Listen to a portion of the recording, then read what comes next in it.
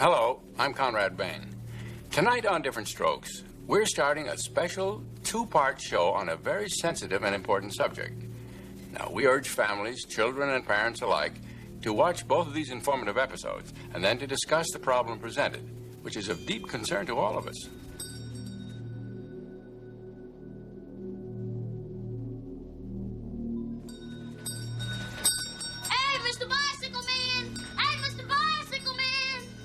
The man's name is Mr. Horton. Right. Hey, Mr. Bicycle Man! That show was very unsettling for me. I couldn't watch it. I didn't want to be around it. I asked him, don't write me in. Please write me out of most of this. Give me a bite, please. Please. Don't just stand there. Help me grovel. Well, Daddy, I guess he could keep his bike downstairs in the garage. Yeah, Dad, and there's plenty of safe places to ride in the park. And as far as strange people go, I mean, they're everywhere. We've got one living in our apartment. It was unsettling because I had myself gone through that. And watching it happening on the show, it was like reliving that all over again. I was reliving that whole thing all over again. Maybe we better not let your dad know about the bike. In fact, maybe it would be best if you didn't even mention, that you came back here and I gave you all this ice cream before dinner. Why don't we just make it our little secret? You know something, Mr. Horton? You're sneaky. Sneaky? Yeah, I'm getting a whole new respect for sneaky. This is what happened in my life. And they didn't know about it. You know something, Arnold? I really like you. I really like you. You and I are going to have a lot of good times together.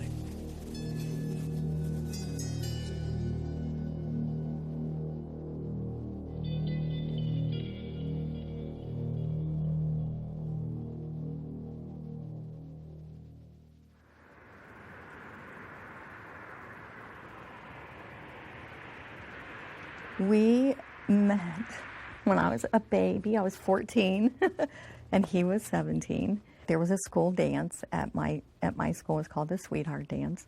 And Fred called me, and we were talking on the phone, and all of a sudden he goes, Jan, I said, yeah. Will you go to the Sweetheart Dance with me? And he threw the phone down. I hate rejection. Can't stand it. So when he got back on the phone, I'm like, well, yeah, I'll go. Though it hurts to go away, it's impossible to stay. But there's one thing I must say. Dated all through high school. I ended up going into service, and I asked her to marry me before I went into service. When I came home for good, she had a big oak tree in her front yard, her mom's front yard. Yeah. And I come down the street, and there's a big yellow ribbon with a big bow on it tied around the tree. So. Kisses for me, say all your kisses for me. Bye-bye, baby, bye-bye. Don't cry, honey. I wanted him to see that I was waiting, and I will always wait for him. And I needed him to know that when he came down the street. I loved him, and can wait to see him. Can wait for him to be home.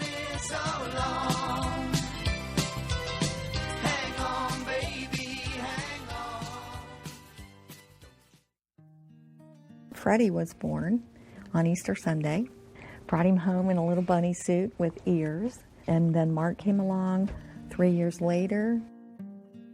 We had a great time with our kids when they were growing up. They had sports.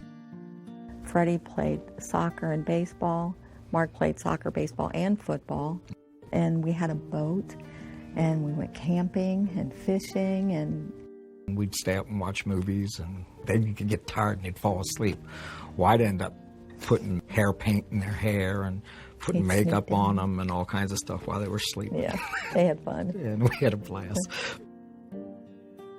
Mark had a great time as a kid through school. Very well liked. Had a lot of friends. Wake up in the morning, have 5, 7, 8 guys down there, that decided to drop by and spend the night. So, raid the refrigerator. He had one girlfriend all the way through high school. and that he loved very much. And he just was real popular and fun, and he loved high school. I don't know what prompted him to think about modeling, but when he was really young. He was in his early teens when Yeah. he first started talking about that. Yeah. He wanted me to take him to a modeling agency here in Cincinnati. You know, we just have to tell him we just can't afford that.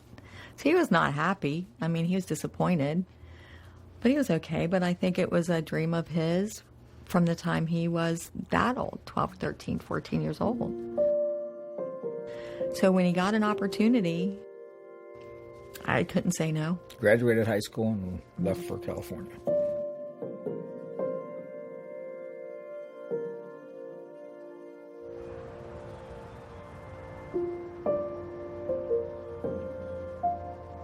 My grandparents were the ones that made the move from Switzerland. They took out a map, and then they kind of like pointed like wherever they wanted to go. My grandmother made my grandpa actually do it, and he told me he kind of purposely moved to LA because he wanted to like see all the celebrities and stars and what people think they can see down here. I think every little kid is, dreams about being famous and being in movies and, stuff like that. I mean, a lot of my heroes were actors. Johnny Depp was, the biggest at the time. I mean, and just everything that, he was able to do, the different personas that he was able to take on, that fascinated me. Everyone had always said this growing up as a kid, oh, Mike should be in modeling or Mike should be in acting. It was great. So I got a good manager, and then I booked tons and tons and tons, especially print. I mean, it was like I couldn't stop booking it.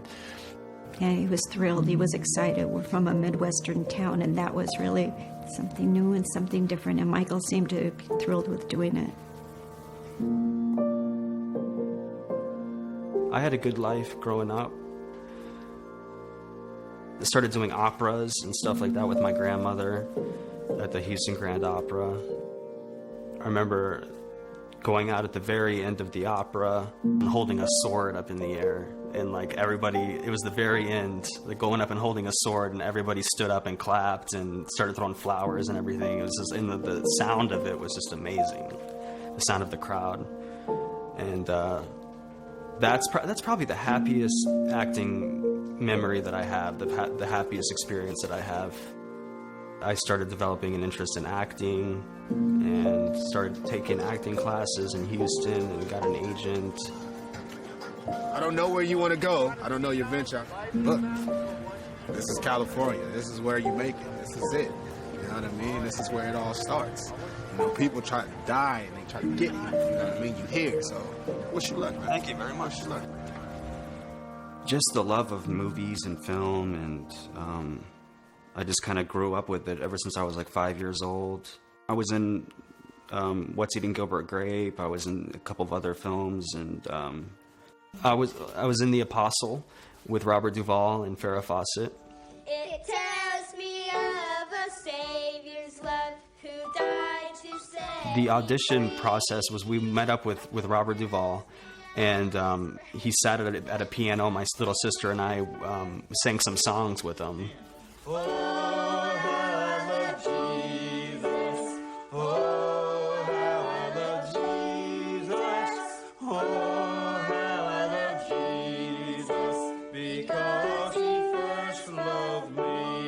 Let's give a big hand clap for Jesus.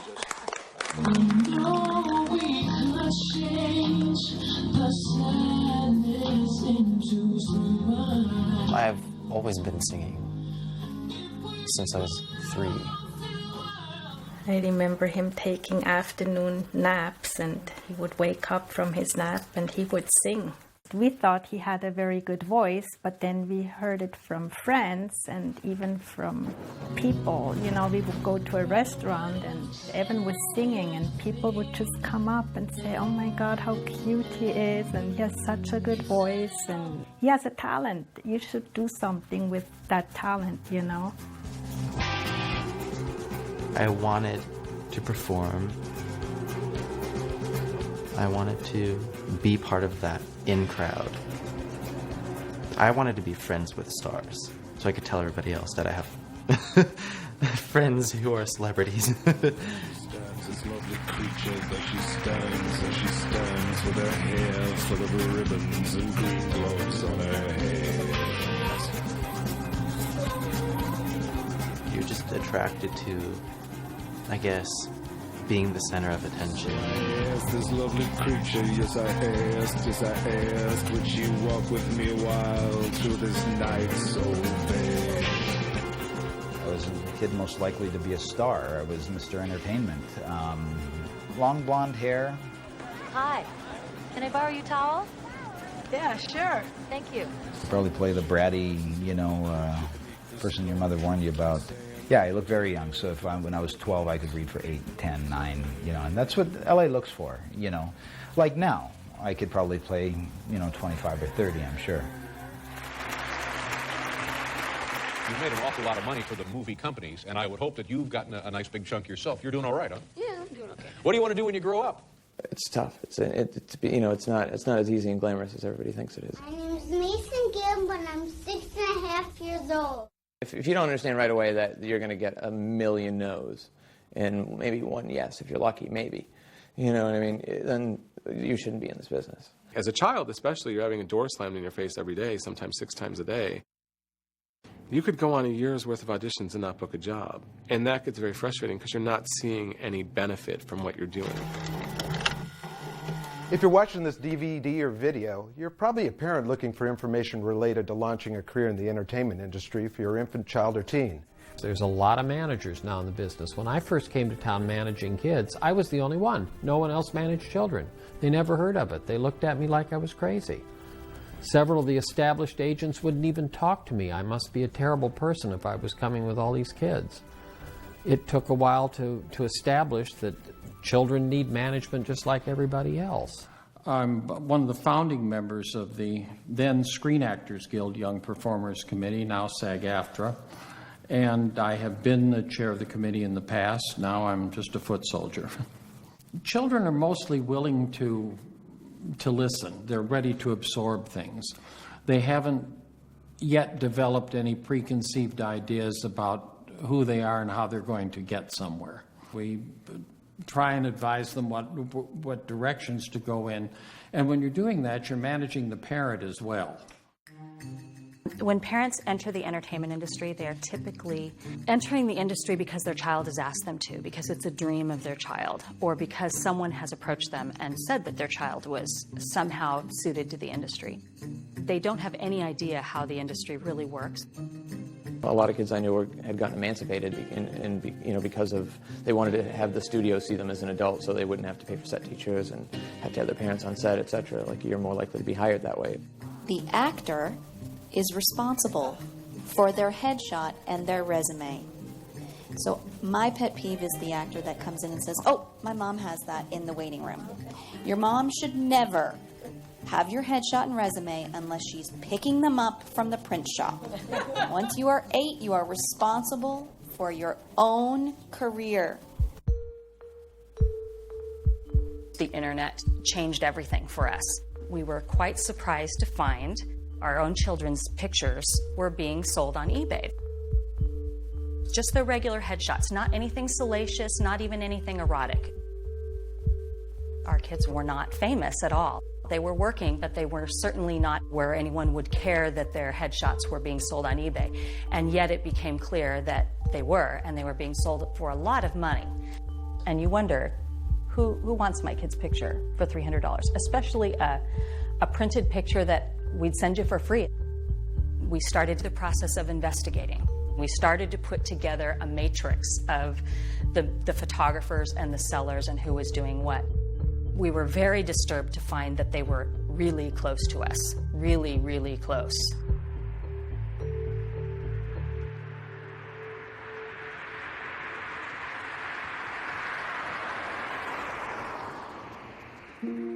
My cousin Darian, he was working all the time. Like, he went to 50 auditions, like, in a span of 2 months or something. Seemed like he was actually, moving up. Well, the way it happened is because of his cousin. You know, he was already signed with a manager. My parents and, my sister approached and just said that, hey, Darian's doing very well with Marty. You guys should check it out. Martin Weiss, better known as Marty, was a manager in Hollywood for probably a good 15 years. He managed child actors, boys and girls, but primarily boys. Marty had close relationships with his clients. He had sleepovers regularly, screening parties with his clients regularly. He would take them out Halloween trick-or-treating, all his clients together, and he would dress up like a dinosaur or a shark or Thing 1 or Thing 2 from The Grinch. He was very aggressive as a manager, though, and he was honestly very good at it. His clients got auditions. They got work. He said, all you have to do is sing a few songs and you'll make it big and you'll meet a producer, you'll get signed by a label, you can star on Disney Channel shows. What kid wouldn't want that, right? It happened pretty quick. I remember he was signed with Marty at age 11.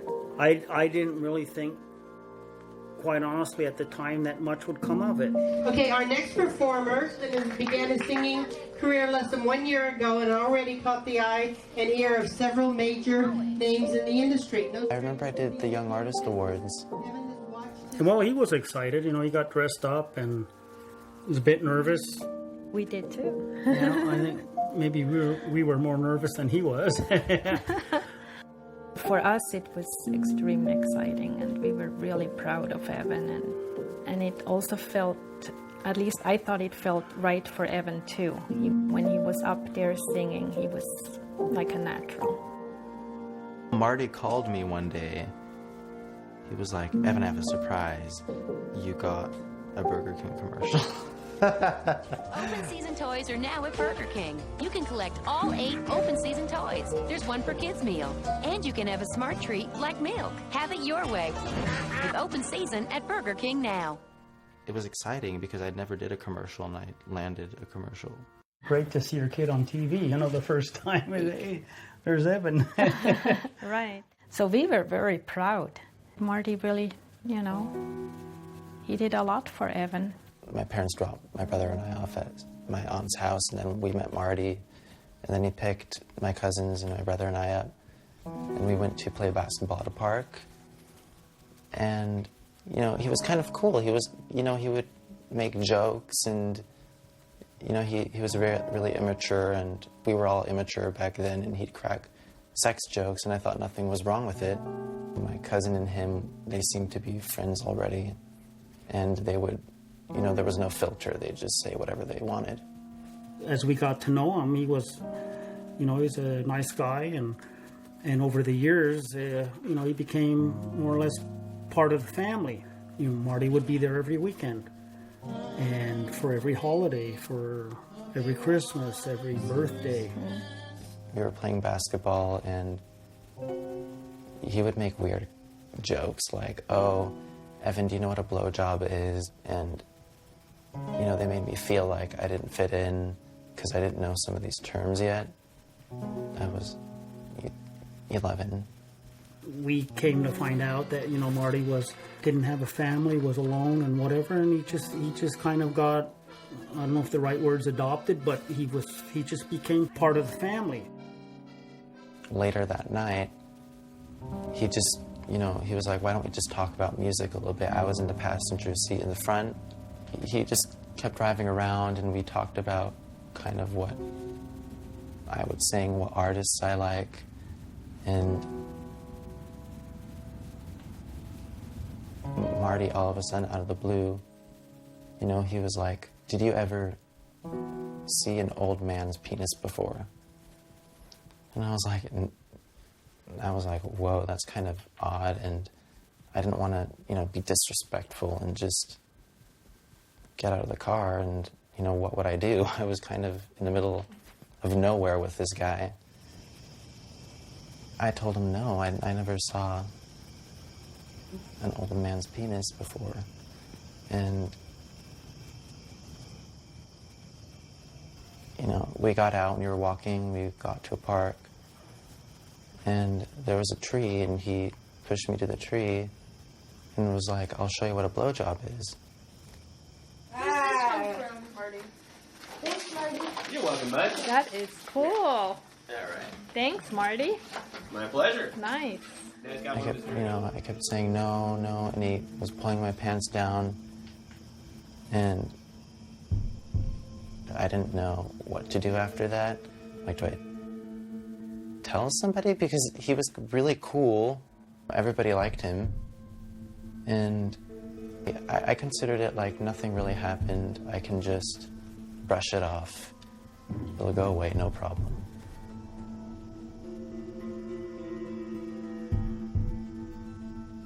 Around November of 2011, I became aware of this issue of child abuse in Hollywood. You have young children who are aspiring actors. Because of these aspirations, they end up being somewhat easy targets. Some cases have parents who set aside normal cautions and allow their children access to adults when parents might normally be alarmed. Any actor is vulnerable in that position. Actors put themselves in the hands of coaches, agents, managers, publicists, and by and large trust them. You know, being up sometimes really early to go to these auditions and stuff. That was when Michael Hara had approached me and said, you know, well, you can come and stay at my house with, you know, the other guys that are there. He had 3 other guys staying in the house with him that were his clients. Many of the kids that I worked with couldn't have even been able to take advantage of being in the industry had they had to have their families move here with them. From 10, 11 to 16, 17. But I still thought it was rather odd, you know, that someone would let their 10-year-old son move in with at the time, I think, mid-50s-year-old man. I do see the possibility that things can be misinterpreted, and I try to be very aware of that. No matter how closely you're working with someone, and you do work closely with clients in these situations, there still has to be that professional line in there where you say, we're not stepping over this. We worry about stranger danger. Don't let your child be alone with a stranger. Everyone really tends to think that a pedophile is kind of a rapist, but really that's not how they work. They employ a process called grooming that is a slow, meticulous way of convincing a child and their parents to trust them. And there's the official photographer with a nice smile. The perpetrator in these types of situations has the ideal layer. You know, this is their environment. They are creating or constructing a reality for themselves that accommodates their particular patterns of sexual arousal. The predator is looking at this as a way to work their way into your life, to make a personal relationship with the children and to be there to bond with them. Whoa, check that out, guys. Big hand for Arno. He did it. It's a man. Typically, a predator is grooming many, many children at the same time, and they're at different levels of the grooming process. Because a predator knows, like any tiger in the jungle, they're not going to catch every rabbit. They just need to catch the weak ones. We went back and began to try to do some sort of reporting to try to determine how widespread this problem is. Marty was very well known in the community. He had friends who were buying and selling pictures on eBay. We started to realize that some of the sellers were convicted sex offenders. We knew that he was somehow involved with another convicted sex offender, Bob Villard, who was selling pictures on eBay. Bob Villard was a very prominent publicist in the 1980s in Hollywood. I knew Bob Villard casually as someone who was in the industry, and he did do publicity sometimes for clients that I had. He handled big names like Tobey Maguire and Leonardo DiCaprio. He was very well known as a publicist. Bob Villard was also a photographer. So I meet Bob Villard as a publicist who can, who's a good photographer, bring exposure and whatnot, I believe through Michael Hara. He was one of our biggest eBay sellers. it became obvious to us that Bob Villard was selling candid photos that he had taken. You're there for a weekend, and he feels just comfortable enough to try to touch you when you drank a few beers, or it's always good to get that few beers, and he tries to touch me. We always knew his photo style because he typically had the kids shirtless, typically took an angle that was from the top down, so that the children are looking up at the camera as they would be looking up at the predator in an abuse situation. Bob Villard was a manager, he was a publicist, he was connected. I can tell you that the #1 problem in Hollywood was and is and always will be pedophilia. There was a circle of older men, and they all had either their own power or connections to great power that surrounded themselves around this group of kids. And it's widespread? Oh, yeah. I was surrounded by them. They were everywhere like vultures. For us, that really connected a lot of people. Connections between how the kids got hooked in.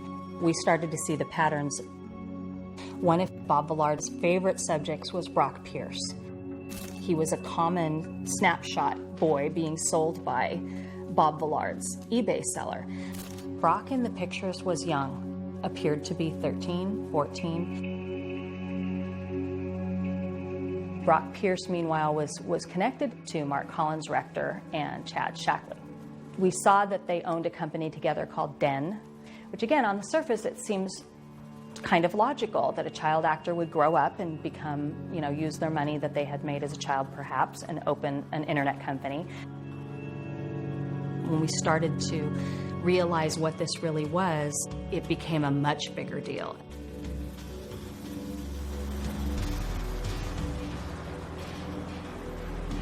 I was a New York City police detective, went to college and law school, became an investment banker, and then I backed into writing. I've broken very big stories over the years, been very fortunate to break big stories. In the late 90s, 1990s, the NASDAQ went from 10,000 to like 1,000. And a lot of people lost fortunes. And one of the ones was Digital Entertainment Network that I just happened to go across my desk, and I read about it a little bit.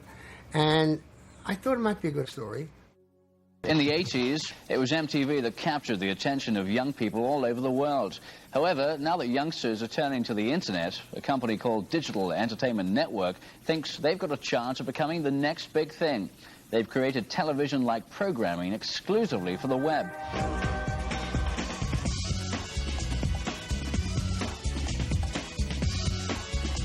What makes Den different than other internet companies that have come before it? It's a fusion of the marketing power of Madison Avenue with the technology of Silicon Valley and the entertainment of Hollywood. They were aiming their programming primarily for young people. So it was a whole new concept. The majority of young people today are not finding themselves reflected in television.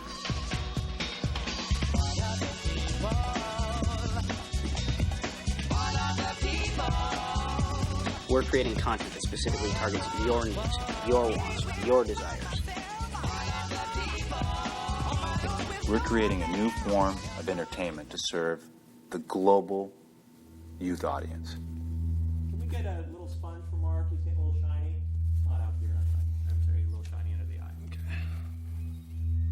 Makeup. Mark Collins Rector, somehow on one of the early chat lines, which were a little more than hookup places, he came across Chad Shackley. You really should be on camera. I am on camera. Who at the time was a 15-year-old kid, and Collins Rector was much older than that. Mark Collins Rector moves to be close to Chad Shackley, and then they start, for lack of a better word, dating. Eventually, Chad moves in with Mark Collins Rector.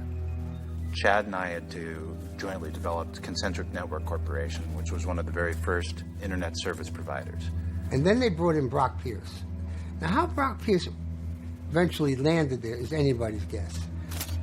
A friend of ours introduced us to Brock Pierce. And Brock, at the time, was producing his first independent feature. He'd been an actor for many years. And together, the three of us completed what was eventually to become Den. Everybody was just throwing money at them. David Geffen, I believe, put in $250,000. Bryan Singer, he had $50,000. Michael Huffinger put about $5 million into this. It must have been $150 million that was pumped into us. Now, 15 years ago, $150 million was still a pretty good piece of change. I need somebody to ask me a question so I can give you an answer. Is that Jay? Come here, Jay. Drill me on camera. He was flamboyant. I mean, everybody told me he was very theatrical, very dramatic. He had a very good way of getting his way. Think about this. He takes a 15-year-old kid from his parents to move in with him. That's Chad. Most of us would be afraid to, even if we did, whether it was male or female, you'd be terrified to even ask that question for fear that they're going to come along and take you away in handcuffs. Surely you have something out of all this bullshit you can cut 5 seconds out of to get from me, right? Yes. All right. Yes. They had a great idea. Their idea was to make their own films and put it on the internet. Well, lo and behold, that's what Netflix is doing now. Of course, it's 15 years later.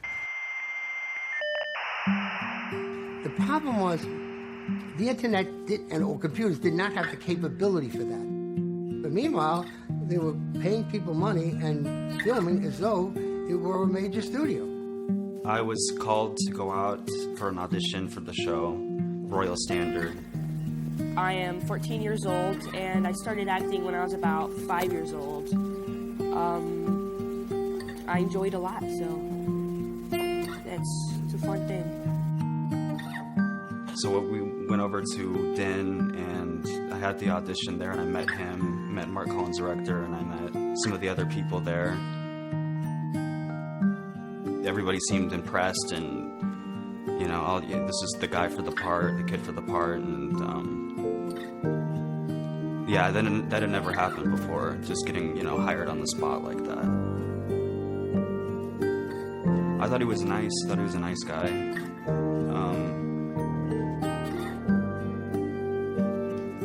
I thought he was nice. Yeah. How I feel about working on the Royal Standard set? It's great. The crew's wonderful. It's a lot of fun working on green screen. I get to learn some martial arts more than I already know, so it's lots of fun. It's wonderful.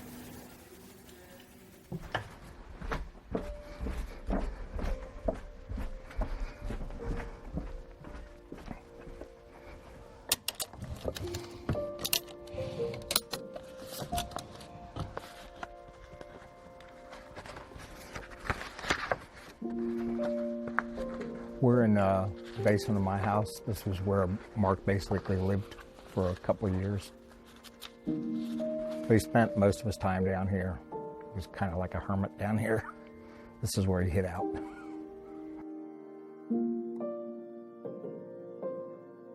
I was looking for some paperwork. Mike had told me to look for some paperwork that Mark had. Mark had a copy and Mike had a copy. Came down here and I found these documents. I found Mark's deposition.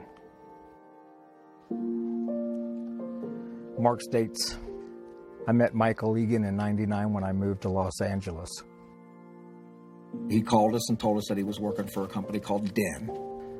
I know he was really happy about that. It was a big step for him. Mike was with him at the time. I had already met Mark Collins' rector, Chad Shackley, and Brock Pierce at a graduation that we had for our private school. There were only a few people in my grade. Scott Shackley was Chad's little brother. So I was introduced to them. And then they gave me a job as an actor at Den in a TV show. Was that good? Was that good? Okay.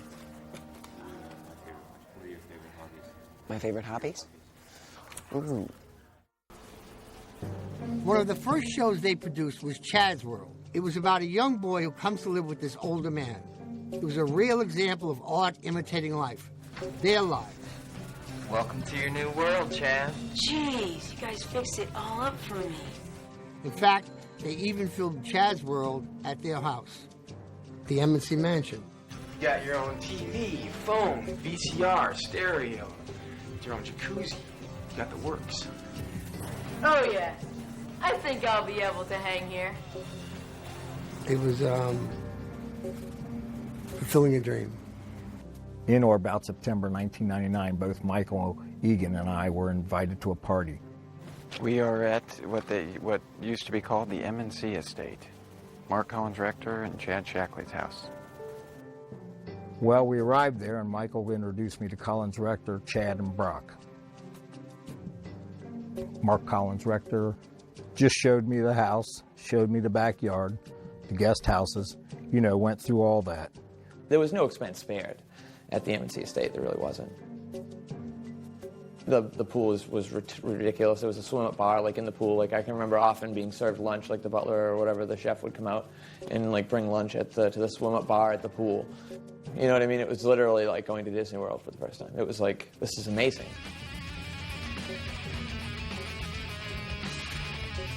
This place you got here could definitely work to our advantage. Bring some girls here. They're gonna love this place. Sounds good to me. Before I even went to the house, Scott was like, my house is different. This, the dynamic at my house is not like a normal house. I guess I should tell you. They're gay. Hey, that's cool with me. I have no problem. So Mark was definitely the leader, and then Chad, it was Mark the husband, Chad would be the female figure of the wife, and I don't know how in a normal context you would fit Brock into that picture, but. Where do you want my eyes? Right into the lens. Into the lens? Right okay.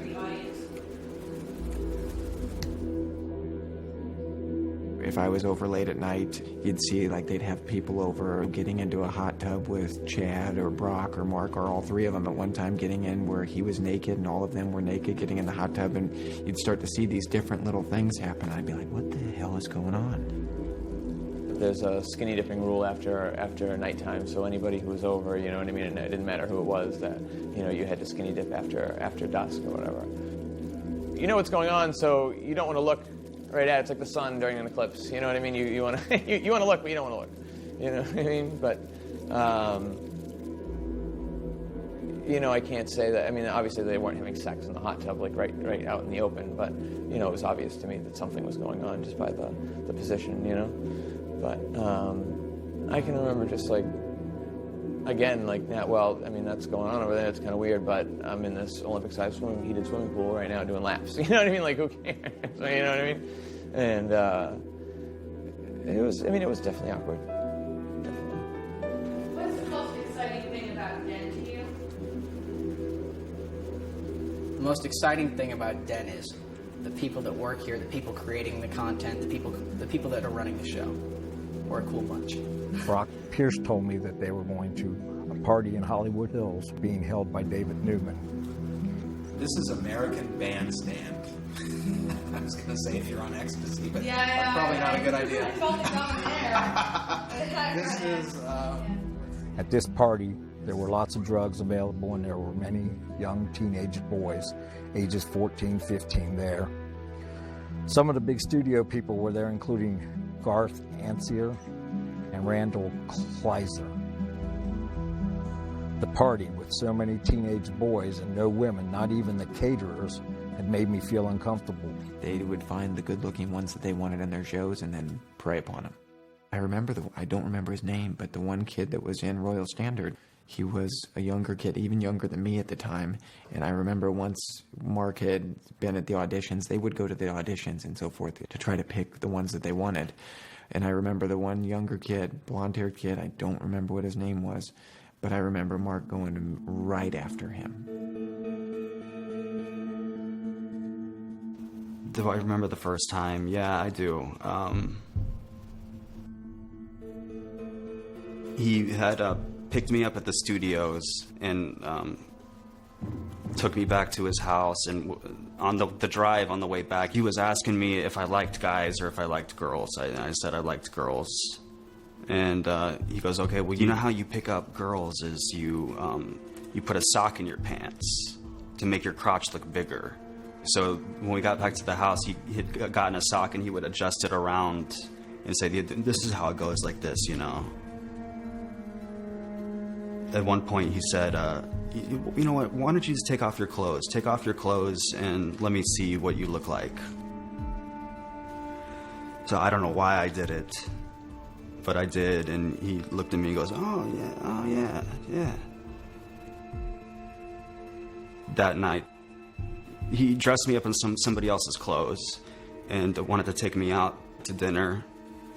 And I wore a sock in my pants that night. He would take me to in his house. He had a movie theater in his house. We went into the movie theater. I don't remember how it was that he got me. He started doing what he was doing with me. I don't remember. My memories are of me like just sitting in there and,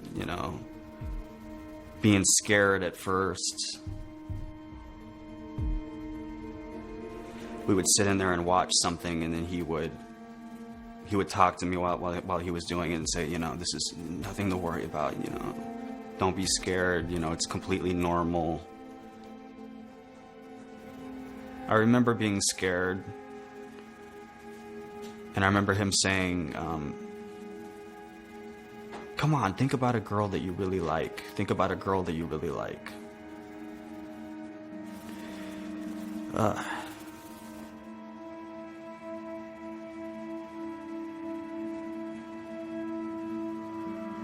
Royal Standard, it's a good series right now. And hopefully, when I get older, do a lot of film work, try to make my way up, and hopefully catch a good TV series sometime, or internet series, which I'm on. So. We know that in child abuse, the power dynamic is tilted. You have an adult who's preying on the child, who is manipulating the child. They tell me in interviews that they're fearful of professional reprisals, and they're fearful of never working again. He just showed me porn, and he told me, oh, these are clients having sex with their managers. These 60-year-old men having sex with 14-year-old clients. He just told me this is normal, like this goes on all the time. This is what you have to do. Everybody does this. Everybody who manages children. And he would tell me that constantly. Oh, no, you like it. And at some points, I believed him. He would say, we could call it this guy. He would be glad to meet you. And he showed me this whole business of people that would be mad at me if I told anybody.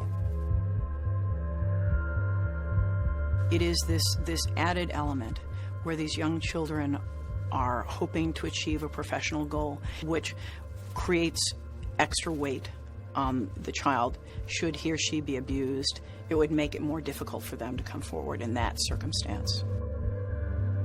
Mark, he would sit down and say, oh, well, we're going to help you. I mean, you're a part of our group now. And, I mean, anyone that's not a part of our group is basically on the dark side, and you want to be on our side. I mean, we control all of Hollywood. Basically, in essence, if you weren't with them, you didn't succeed, you had nothing, and he made that very clear in these sessions. Either you're a part of the group or you're a part of the dark side. The sad part is, they can emotionally scar a child for life. Man, I never would have guessed that Mr. Horton was, gay. Well, he's not, Willis. That's the common fallacy about child molesters. They're not gay. They're only interested in little boys or little girls, not adults. Look, I'm only 11 years old. Should I be hearing all of this? I felt so much shame and guilt behind that secret that I held it for so long. Then I thought that and then you start thinking that all homosexuals are pedophiles.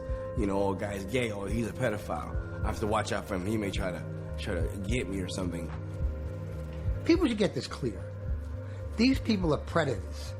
They go after young boys, and they do it for their own reasons. So this has got nothing to do with being gay. This has got to be because they're evil people, and they particularly pick on people who they know will be victims. They're predators. That's who they are. In the beginning, it was all happy-go-lucky, and then things started changing. He slowly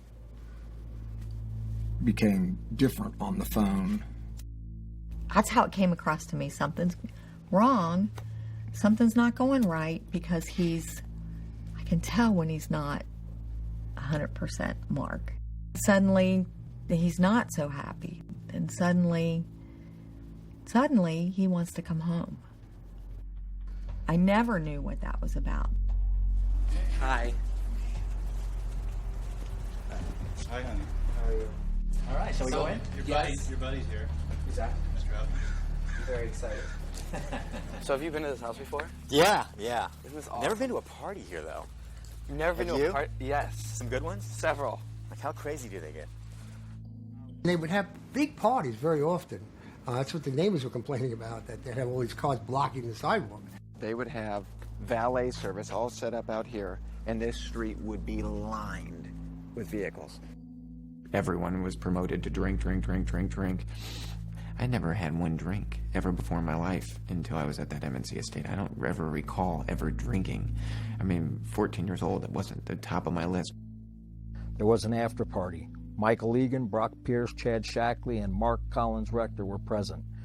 Drugs were made available to us, including Quaaludes, Valium, Somas, Vicodin, Demerol, marijuana, ecstasy, and more.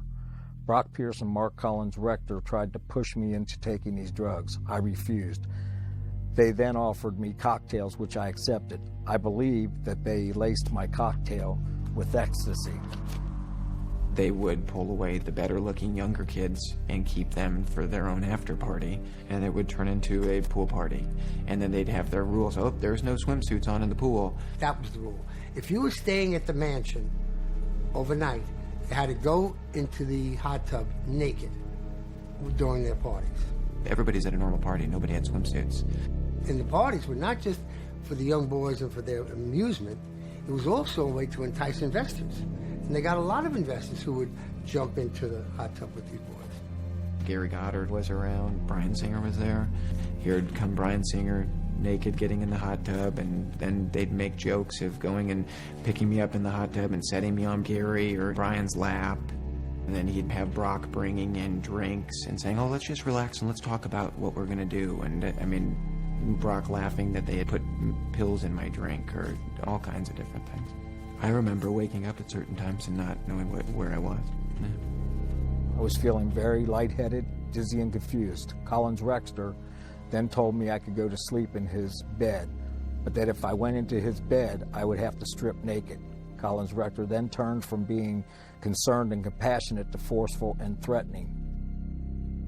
I told him that I would not go to bed with him, to which he responded, well then, just don't worry about going into work tomorrow morning. I went to sit on the couch. At some point I passed out. When I awoke, I found myself in Mark's bed and completely naked with my clothes on the floor. Collins Rector was in the bed and he was naked as well, with his arm around me. I am not sure of all the things that were done to me. However, I know that Collins Rector drugged me and abused me. I immediately got out of bed, got dressed, went downstairs. I found Michael Egan sleeping on the couch and woke him, telling him I wanted to get out of this place.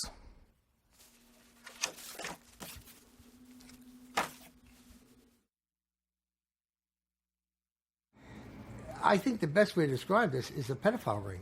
That's what it was. Did all the investors know what was going on? Probably not. Did a lot of them suspect? Sure. Hello, I'm Brian Singer, and you're watching Rollywood at www.den.net. Brian Singer is a very prominent director in Hollywood. He's done some pretty major movies, The Usual Suspects, X-Men, X2, so there's been quite a lot of, you would recognize his work. What most people wouldn't recognize is some of the odd connections that seem to tie him to this world. Know your star, Pickle Boy. Brian Peck, who was convicted of child molestation, worked for him on X-Men and did the commentary for X-Men with Brian Singer. Hi, my name is Brian Singer, and I'm the director of X-Men. I'm the other Brian Peck. I'm not the director of X-Men. I've asked Brian if he would help me out here because I'm a little uncomfortable doing these things by myself. Now you're going to see something very exciting here. One is Stan Lee selling hot dogs. My buddy Gary Goddard was the guy walking alongside in the flannel shirt. And the guy eating hot dogs is you. The fat guy in the Hawaiian shirt eating hot dogs. Hey, that's me. Thank you for... I'm on screen so long. Thank you. You are. It's in fact, you are so imposing in the screen, people don't even see Stan Lee. I think the thing that appealed to me most about it was the idea that it was about It was about anyone who feels disenfranchised, anyone who feels prejudice against them. I mean, it's really about a group of reluctant superheroes. Sort of their powers manifest at puberty, and they wake up one day and they're different from most of the people around them. And it's how they learn to embrace their extraordinary abilities and what's unique about them, and help defend a world that might at times condemn them. A number of people I spoke to who put money in completely denied that anything untoward was going on there. And it was as though they were from the industrial home for the blind. I mean, if you see young men naked in a hot tub when you're having dinner, or you're having dinner with naked young boys, or young boys who are, inappropriately dressed for dinner, unless you're deaf, dumb, and blind, you say, hey, this doesn't taste right. Something's wrong here. These are not Pollyannas.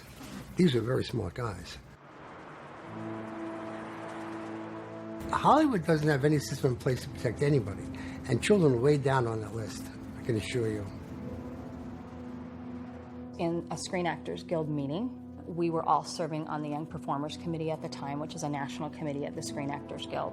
And another parent brought a news article from the LA Times that described Bob Villard's arrest and the fact that the LA Police Department was looking for additional victims for Villard. And said, I request that SAG look into the idea of distributing this article or putting out an alert or something to their members, that it seems like something that's a safety-related thing that maybe we should let everyone know.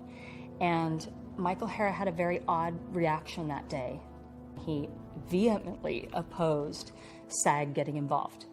Hara did not feel that SAG should be stepping forward, even in the wake of the LA Police Department asking for more victims. So the SAG did not step forward and send that news out that day. Well, I don't know that we've hidden them. I would think you would want to not hide it, but you would want to protect the child whose identity is going to come out the more you play it out. A situation like this never helps anybody. And yes, the sooner we can get it under control, the better. But the less the child has to live with the stigma of it having happened, I think it's better for them, not only career-wise, but personally. It's why people don't report, because they know that even if they are believed, they're afraid that something will happen to their kid's career. There are people who don't want this out.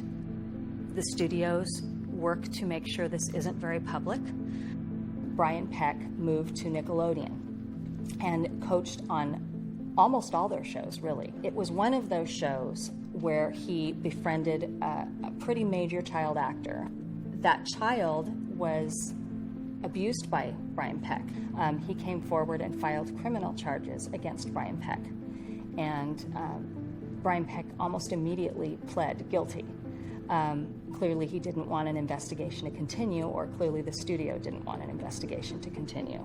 The victim has chosen to remain anonymous all along in order to continue to work. It's unheard of that a child would be able to step forward at the time of their abuse when they're still a minor and continue to work afterward. I can't think of a single example where that's happened. So a kid that wants to speak out and say what happened to them beyond their family would truly have to give up their career. It's very sad that that's the case, but it's a reality. That's the worst part of it all, is that he's still working on kids' shows and he's still here. And he's been convicted. It's not somebody that we have rumors about or that we've had complaints about. There's actual convictions, and he's still here. I feel confident in saying all of the convicted predators that I have been familiar with had many more victims than the one that was convicting. We're absolutely talking about the tip of an iceberg. I'm not sure that we'll ever see the whole iceberg because I think there's so many factors pushing that iceberg down into the water.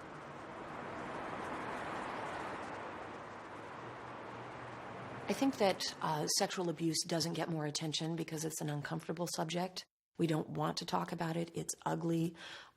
It reveals things about our culture that we don't want to know. But by not discussing it, then we don't identify it as big a problem as it is.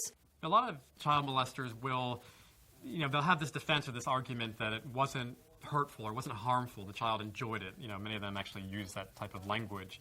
In fact, it could be the case that it wasn't quite as traumatic as we assume it was at the time that it actually happened. Now, the problem with this is that so many kids grow up to interpret that experience of manipulation and exploitation and abuse by a trusted authority figure, and then this psychological time bomb occurs.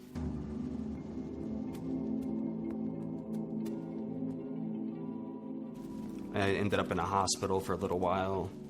I start freaking out and thinking that people are, out to get me. And I was very, just suicidal. Like, I'd always fantasized about suicide quite a bit. I had a pellet gun that I would fantasize about using to kill myself. I remember sitting in my room and crying my eyes out and sitting in a corner with the pellet gun, just saying, why did this happen to me? Yeah, I guess you could say I kind of fell by the wayside and let LA suck me in. I had started doing drugs and got involved with a whole bunch of people I probably shouldn't have. Whenever I'd have any pain or anything, I'd drink. I'd drink and drink and drink and drink and drink. Didn't know who to blame or what to blame, and I completely just hated everything about everyone. I'm trying to leave that stuff that happened to me at Silver's Oak as far as behind me as I can. We had to have more. We had to have more and more because we didn't want to feel anymore. We wanted to be completely numb of everything we were feeling. And, and cocaine was it, and then shove it down further and further. Meanwhile, I'm just shoving it down, just shoving it down, just shoving it down. And then one day when it all comes back up, I'm a full-fledged addict. I thought I was the unique case there, but apparently I'm not. I don't know if that makes me feel better or worse. So many people went through the same thing that I did. He comes home, and he's just a completely different person. He never talked about going back out again after that. No. He never talked about returning. And he was just so introverted then. We didn't trust, where before he didn't have a problem trusting people. He started drinking more often, and he would hide that from us. After he was back home, he said, I got to tell you something, Mom. And I said, what? What's going on? He said, you know Mike, right? I said, yeah. He said he was molested. I'm like, what? And he said, what would you do if that happened to me? If that, what would you do as a mom? What would you do? His drinking had gotten so out of control that even he knew. He knew. He couldn't work. It was just affecting his whole life. So we had to give him an ultimatum. So we just sat him down on the back porch and just said, Mark, you got to get help or you have to leave. And he admitted, I know I'm an alcoholic. I know that I have to stop, but I can't. I don't know how. I called the hospital and spoke to a nurse there, asked her about detoxing him and what it would take and how we would do it. And she said, by all means, do not let him stop drinking cold turkey. It can cause stroke, can cause seizures, can cause heart failure. Apparently Mark wanted to do it on his own, trying to go cold turkey. Because one day, Fred woke me up and he said, something's wrong with Mark. So I jumped out of bed and came downstairs. Mark was on the floor and he was had a rag, and he said, was wiping something up off the floor, and he said, Dad, I swear to God I'm not drinking. I swear I'm not drinking. But there was nothing on the floor.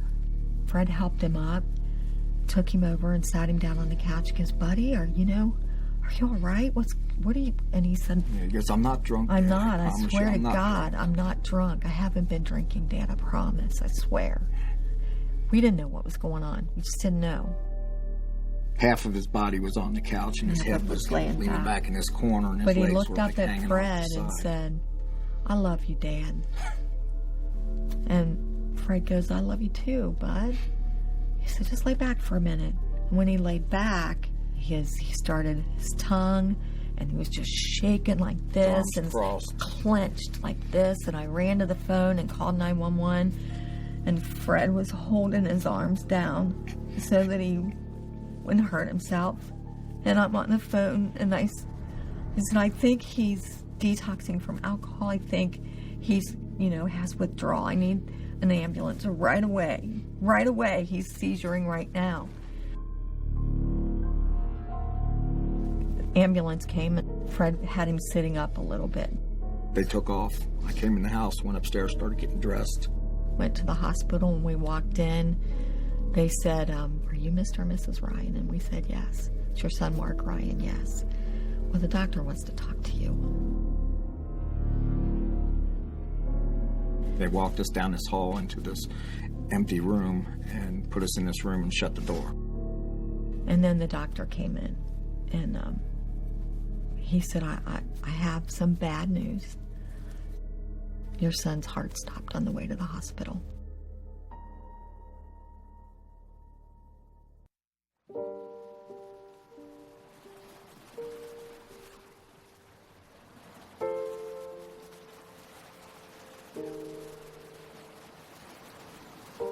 We went back a decade to try to find contemporaneous reports, and we found 12 separate prosecutions of people who had used this lure of Hollywood to prey on children, and they were across basically all facets of the industry.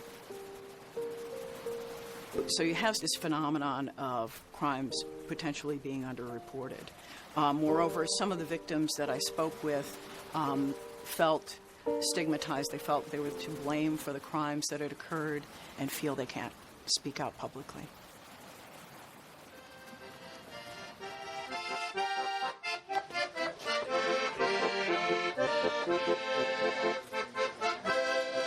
We thought everything was happy, everything was great. And then all of a sudden, one day, Evan just said, look, he wasn't practicing anymore. And I said, what? You got to be kidding, after everything that you've gone through. And I was like, I don't like music anymore. I don't want to do anything with the industry, nothing. I figured he's going through his teenager and puberty. And so I figured, maybe that's what it is. I was like, I'm not going to live a life like this. I'm not going to be held down by this guy for the rest of my life. And I needed a way for people to believe me. I needed a way for my family to believe me. Hi, Anita. How you doing? Okay. How are you? I'm getting massaged and it feels great. And I don't care whether or not it looks bad. Okay. Above the waist, it's not bad.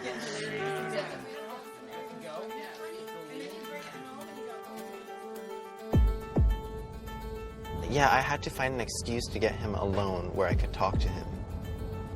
So I figured, why don't we go to McDonald's so we could talk in the car. Take a kids meal, chicken McNuggets, please, with barbecue sauce.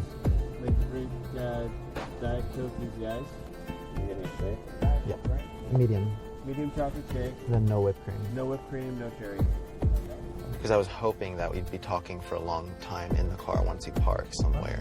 When was the first time that we met? It was, First time we met was that one time we went to the park. You guys were going to the park to play some basketball. And then it would be kind of quieter in the car and I can get everything on tape. because I remember you asked me if I ever did anything with the guy before. Yeah, a long time ago. I was afraid if my recorder would beep or if something would go wrong and if he found out that. And then that's when you asked if I wanted to try it. And that's when you... Oh, wait, that's when you gave me my first blowjob, right?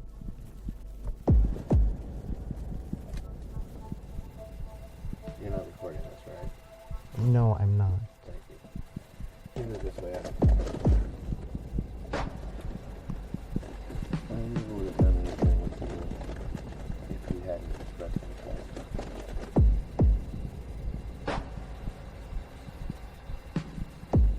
That situation that happened at Penn State? Mm-hmm.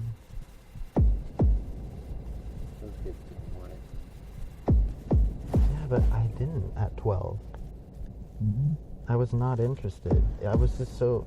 I remember that night you did pull out your penis in the car, and I was scared. Like, I didn't know what to do. Because you asked me if I wanted to touch it. That was in the car, in the van. I'm trying to remember that. That kind of sounds familiar. I just remember being in the car and you were asking me questions. Well, see, that's just it.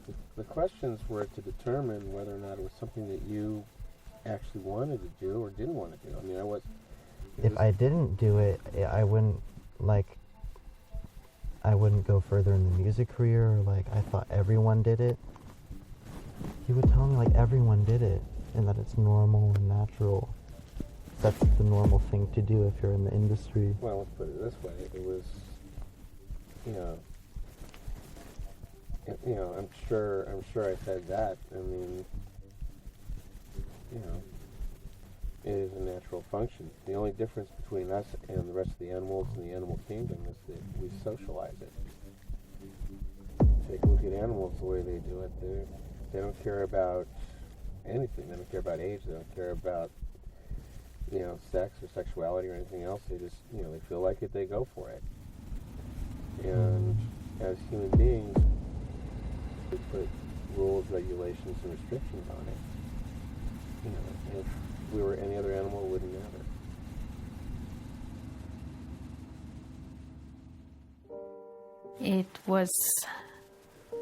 I was just numb when he told me. I was like, how could this happen, and how could I not have seen it, that this was happening to Evan.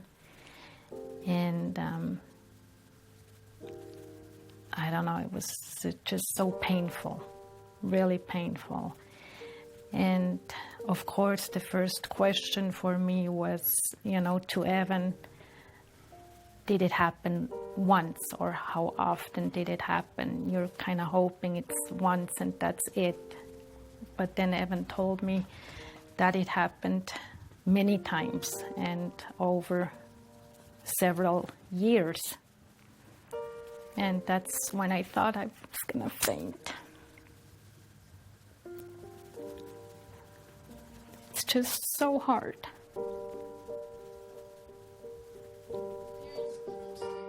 He just seemed like a great guy.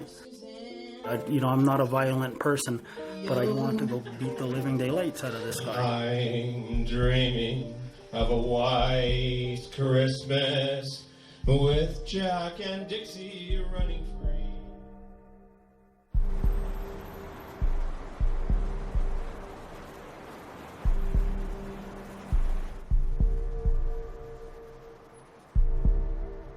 The first thing that happened to bring the demise of Den was a lawsuit filed in New Jersey against Mark Collins Rector, Chad Shackley, and Brock Pierce. It was a lawsuit filed by a young boy who had worked for Mark Collins Rector.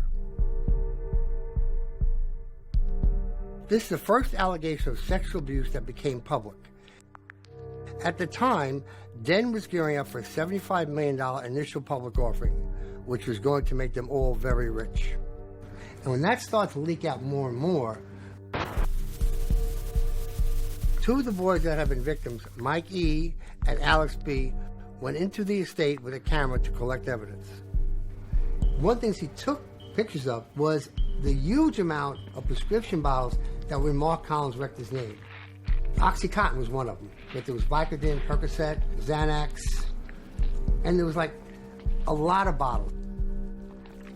We went back into the MNC estate, him and I, one night, and went through and copied every single one of their file cabinets, from all their passenger manifests for Jet West file, all their American Express files. I mean, every document that was in those files we copied. Cabinet after cabinet. We sat there at the copy machine hours copying them, boxes full of stuff. It's an email from Brock to Chad, and it says, "What do you think?" And it is a picture of a young boy.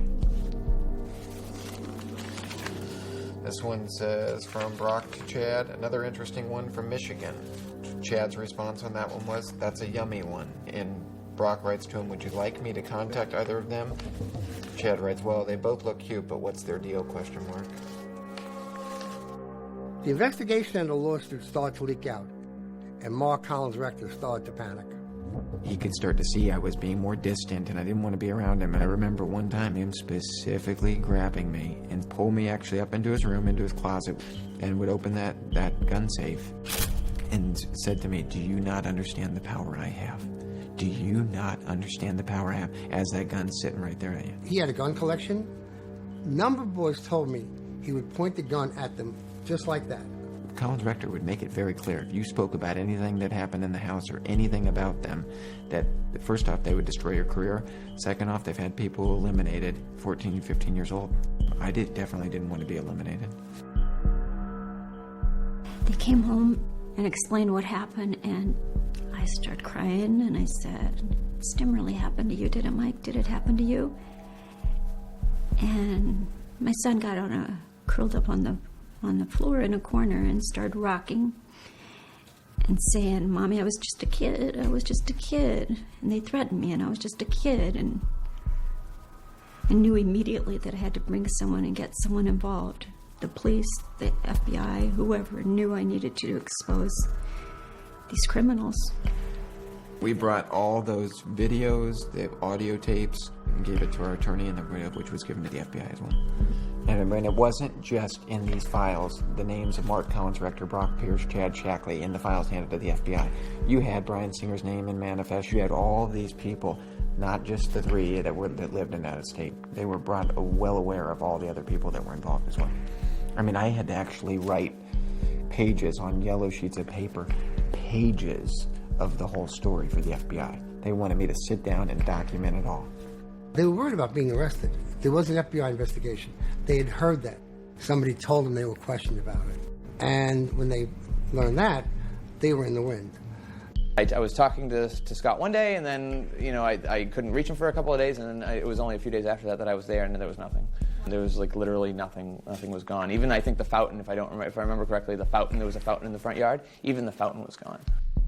And they went to different places in Europe, hopefully to avoid being arrested. And somebody gave them up in Spain.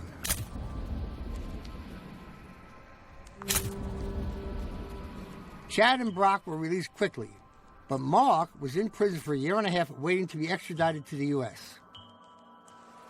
Eventually, he was sent back to the U.S. and pled guilty to 9 counts of child sexual abuse.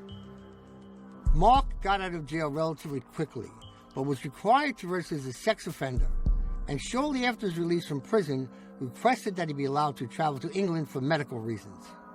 He did, and he never came back.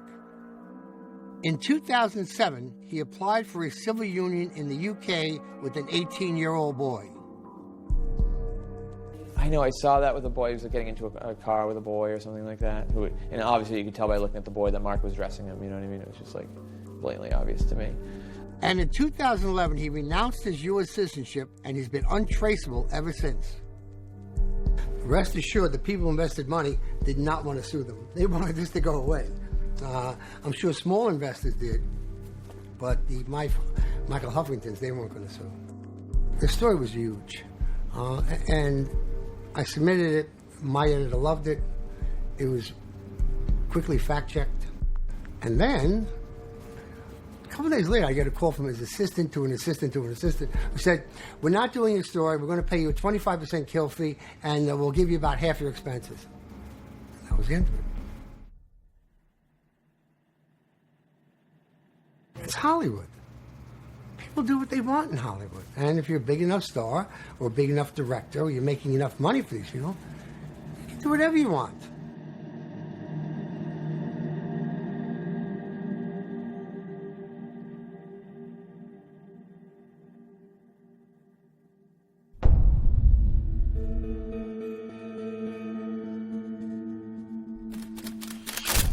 Martin Weiss was charged with multiple counts of lewd acts upon a child. He was charged with 1 count of a forcible act upon a child under 14, 2 counts of continuous child sexual abuse, 3 counts of sodomy with a person under 16. You see Marty walk into the courthouse, and he was in chains, he was in shackles, and he was a lot grayer. now I had to go up on a stand and, you know, tell people, along with Marty staring at me, what went down. He insisted that he wanted to go up there. It was a very, I mean, I was very proud of him, what he did. I don't need this pain in my heart by being mad at someone my entire life, but it's more a matter of, you know, telling the truth for me and saying, okay, you know, what you did was horrible. I don't know. I just felt like I need to move beyond it, and I don't need to feel that pain. And if he can accept it, that what he did was horrible and could move beyond it, you know, I could forgive. The maximum sentence for the charges that were filed was approximately 14 to 16 years. Generally speaking, it's unusual to get the maximum sentence. He pled to 2 counts of lewd act with a child. He pled to 2 counts of sexual abuse. So it was clear it wasn't a one-time thing. And in exchange for pleading to 2 counts, which is much more severe, he was sentenced to 5 years of formal probation, 365 days in the county jail. He had to go to sexual abuse counseling. He had to stay away from Evan. He had to stay away from children. And he has to register as a sex offender for the rest of his life. He was arrested in December or late November, and then he got out June, 6 months. They almost never serve the full day-to-day sentence in county jail. I mean, 6 months is a joke. It's a joke for what happened. In any case, to ask a DA whether or not they think that they were completely successful in protecting the community from any future crime is impossible for us to answer. I can't truthfully say, or honestly say, that I stopped any future crime. I wish I could. I wish I could in every case. But I can only do what the law allows for us to do. Unfortunately, to get bad people off the street, yeah, we need it could have been a lot better. He could have served much longer. In that way, the system did let me down. And they're letting other people down. He told me that there are other people that he was doing it with. But like I said, I think it's more important to be able to speak about it and just be free of that secret than it is to really get justice in the court system.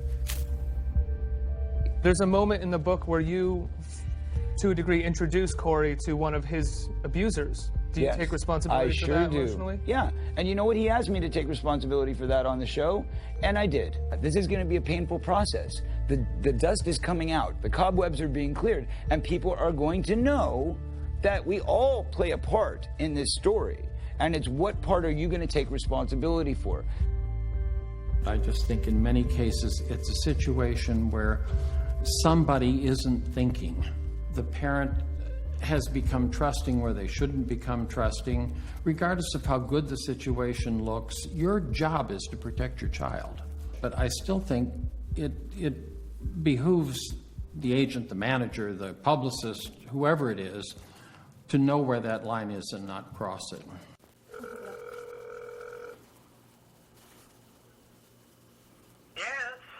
Hello, Michael. Yes.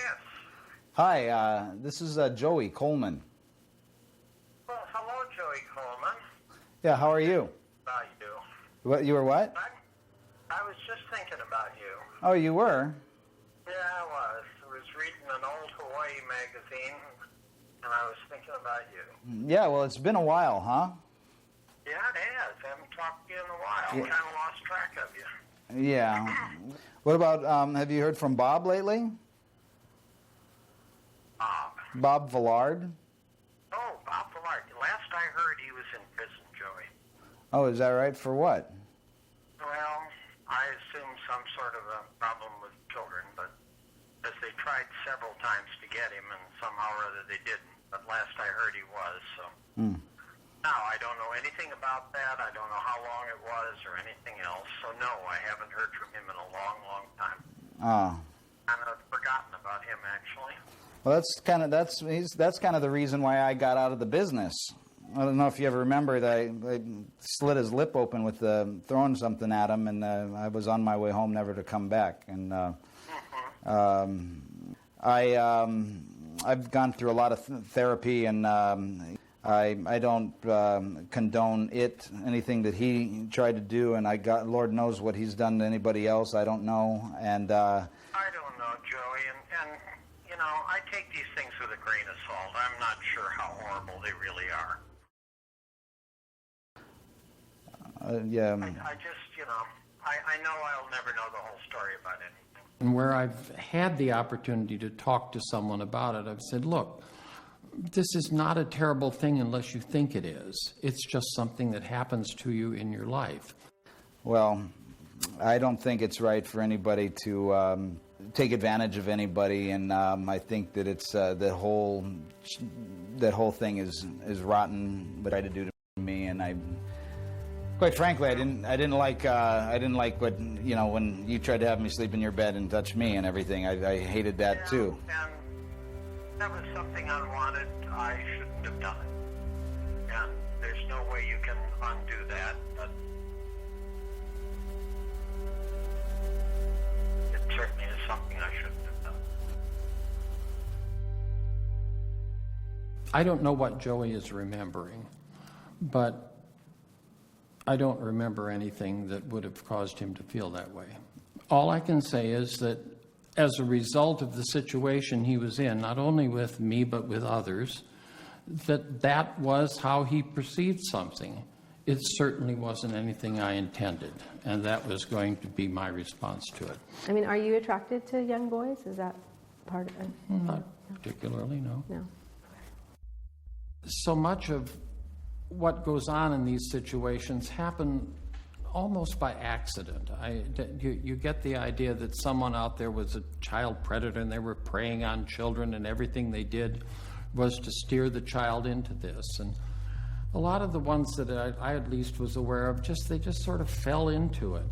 Did anyone ever try anything on you when you were a kid after? Well, I guess so. My whole approach to the whole thing was not sexual. I mean, it was, yeah, I suppose somebody did. If I would be hard-pressed to remember anything specific, but it wasn't uncommon. Let's put it that way. It's difficult when you're living in a situation where there isn't the adult supervision that there should be, to see how things are going to be perceived. And I don't know what else to say about it. I don't know if Michael Hara is a danger to kids. I don't. We're in Hollywood, it's accepting, okay, whatever. He's a good manager. I'm sure he knew everything about the whole bomb alarm. To hear how good he is at playing the Hollywood coldness. Great to hear from you. I was just thinking about Hawaii. Hey, you know, Sue, you're calling from Zimbabwe. Hey, I was just thinking about you. Really? Yeah, I saw a magazine on Zimbabwe, and I was thinking about you. Do you think he really saw that? His insincerity, you know, glib, lying through his teeth, you know, because whatever, because you from Hollywood people, scumbags, don't even get me started.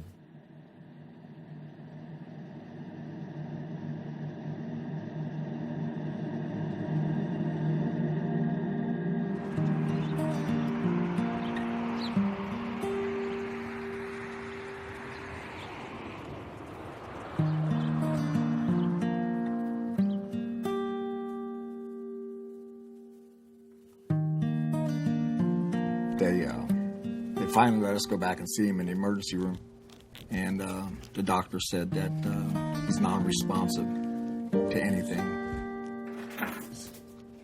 They worked on him for about 8 to 10 minutes, trying to restart his heart and keep it going. Without oxygen for that length of time is probably worst case scenario. And the doctor said if he doesn't respond within 72 hours, he's probably not going to. Well,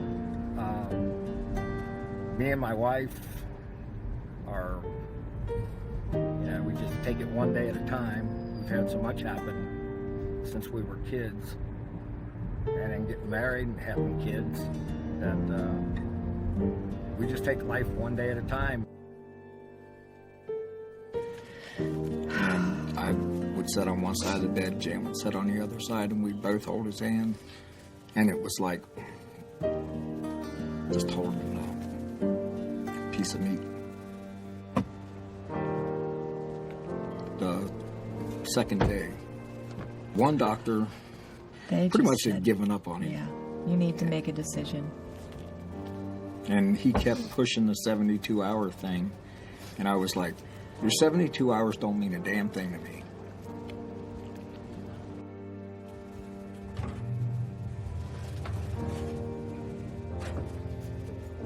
And at 68 3/4 hours, Mark's eyes finally responded to the light. So. Yeah, and then he opened his eyes. And he opened. Yeah. But then there was no way in hell that anybody was taking him off the machines. Hey, buddy. How's it going? How you doing? Yeah, give me some of that. Where's your other arm, huh? Fred is my hero because he never gives up. What do you want And he's instilled that in Mark. And Mark will never give up. He's the most courageous What do you want to say? person I've ever known in my life. It's good to see you. It's good to see you. It's good to see you too. Are you hungry? I love you. I love you too. You want to give me another hug?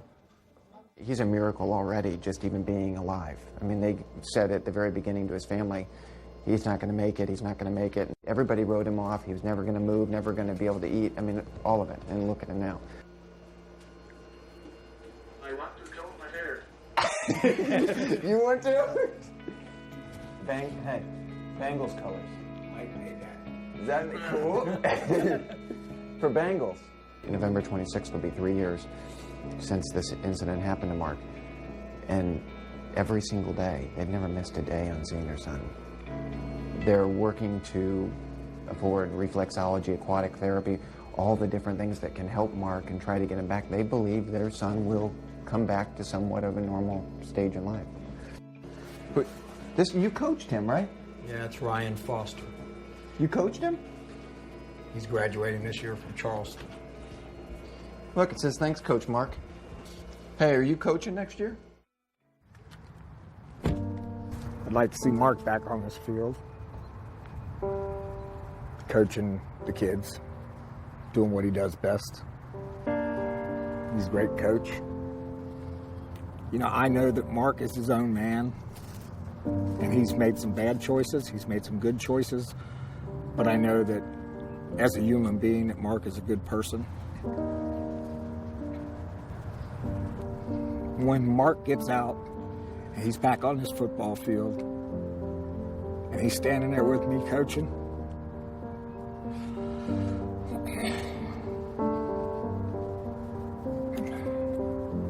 God can take me then, but not until then.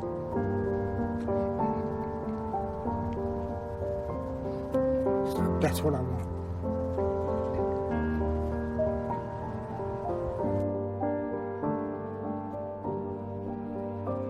After the whole thing with Mark Collins Rector happened, it's made my life very dark.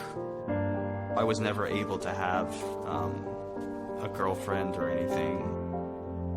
And I'm just now still recovering from all of that stuff. Like, I feel like I'm kind of at a point in my life where I'm getting better slowly. I moved to Florida about a year ago, and I moved out there because of my grandmother. Kind of wanted to be there to take care of her, and then I met a girl over there. She's my first girlfriend that I've ever had. So now, you know, my life is my grandmother and my girlfriend. And I give them education, I hit them knowledge, not the difference. just trying to get myself back on track and, you know, trying to enjoy life and watch this emotion, boom. Boom, here we go with the emotion. I'm coming back coasting. Everyone knows I'm roasting. Boom. Not you, but Russell. Boom. I'm not sure to tell you. I like it. I finally found a place that I like, you know. The dream is so important, you know why? Because if you're living on this earth, you have to feel something, and the dream make you feel things. And that's what the power of a dream is, you know? Dream is life. It's a hard process to go through the whole court thing, the whole police stuff, but in the long run, it's so worth it. Because in the long run, it isn't really about how long this person will serve time in prison or getting justice and revenge and all that. It's more kind of being able to express yourself and say, look, this happened to me. And I'm going to move on from it, and I'm not going to hide this in my head the rest of my life. And I'm going to maybe possibly one day make a difference to somebody else by speaking out about it. I'm saying that there are people that were the people that did this to both me and Corey that are still working, they're still out there, and they're some of the richest, most powerful people in this business. And they are. And they do not want me saying what I'm saying right now. What would you say to a parent who just has the best of intentions who's coming here with their child? Don't go into it thinking that it's all roses and You're sunglasses. damaging an entire industry. I'm sorry, I'm not trying to. Ultimately, I think that viewers are the only group with power in this situation, because I think that there will always be a steady stream of kids who want to be famous, of parents who push their children in this industry. It's interesting how we will go and pay money and we will support a system which sexualizes children or puts them in situations in films where they're around adults who are engaging in inappropriate things. We would never do that for our own children. Finally, after many years of struggling with this issue, Mike has felt strong enough to come forward and to tell his story and shine a light on this very, very dark, which, you know, I would say it's a secret, but from what I hear, it's the worst kept secret around. Because so many people have told me, yeah, this has been going on for years in Hollywood. This is nothing new. What do you hope to accomplish? I hope to help a lot of other people. No one at a young age ever deserves to go through the nightmare that I lived as a kid, because it's such a stigma to where you don't want to talk about it, or you're embarrassed, or are you going to be believed? At the end of the day, it's got to change. There's so many people out there that have been affected by this, and very few speak up. If we don't speak out about it, then we are part of the problem, because we are contributing to a culture that normalizes this. And by normalizing something, it becomes invisible as a problem. So yes, we hold up these high-profile cases to say, these are bad guys and we are good guys. And I actually think that we are all a little bad when we don't speak out. There is so much damage that's already been done. And now I think at the end of the day, I mean, I look at some of it and I've really tried to kind of move on beyond all of it. I don't know, I mean, I've still never seen any retribution towards those assholes. Never seen a damn thing. I mean, you look at them as they still sit on their pedestals, and the same thing's probably going on. Could have went on last night with someone, who knows?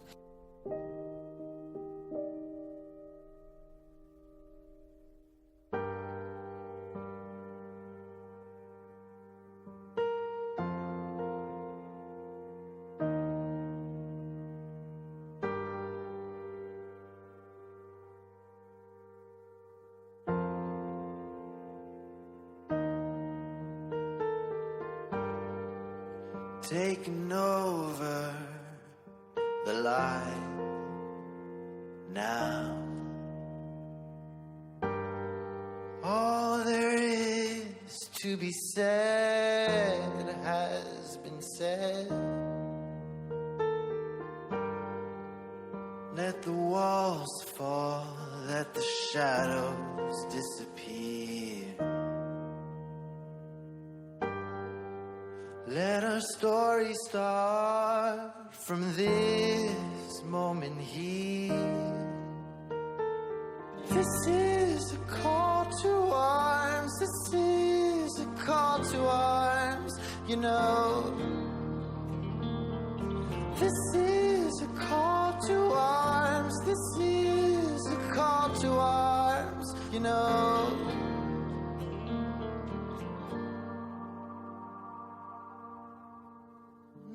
My heart beats dry.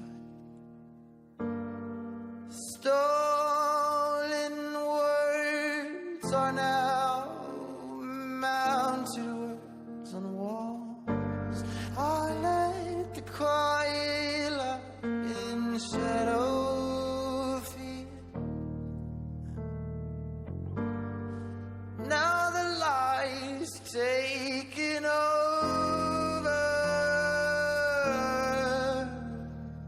This is a call to arms. This is a call to arms. You know. This is a call to arms. This is a call to arms. You know. This is a call to arms. This is a call to arms.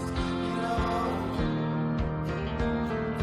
This is a call to arms. This is a call to arms. You know.